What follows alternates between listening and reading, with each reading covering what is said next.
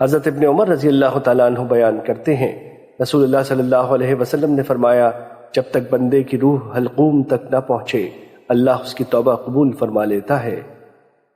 مشکات المصابیح حدیث نمبر 2343۔ حضرت صفوان بن عسال رضی اللہ تعالیٰ عنہ بیان کرتے ہیں، رسول اللہ صلی اللہ علیہ وسلم نے فرمایا، اللہ تعالیٰ نے مغرب کی طرف توبہ کے لیے ایک دروازہ بنایا جس کا عرض 70 سال کی مسافت کے برابر ہے، اور جب تک سورج اس کی طرف سے طلوع نہیں ہوتا وہ باب توبہ کھلا ہوا ہے، اور یہی وہ اللہ عز و جل کا فرمان ہے۔ ترجمہ: جس روز تیرے رب کی بعض نشانیاں آ جائیں گی تو کسی نفس کا اس وقت ایمان لانا فائدہ مند نہیں ہوگا جو پہلے ایمان نہیں لایا تھا۔ مشکات المصابیح حدیث نمبر 2345۔ حضرت معاویہ رضی اللہ تعالیٰ عنہ بیان کرتے ہیں، رسول اللہ صلی اللہ علیہ وسلم نے فرمایا، ہجرت منقطع نہیں ہوگی حتیٰ کہ توبہ منقطع ہو جائے، اور توبہ منقطع نہیں ہوگی حتیٰ کہ سورج مغرب سے طلوع ہو جائے۔ مشکات المصابیح حدیث نمبر 2346۔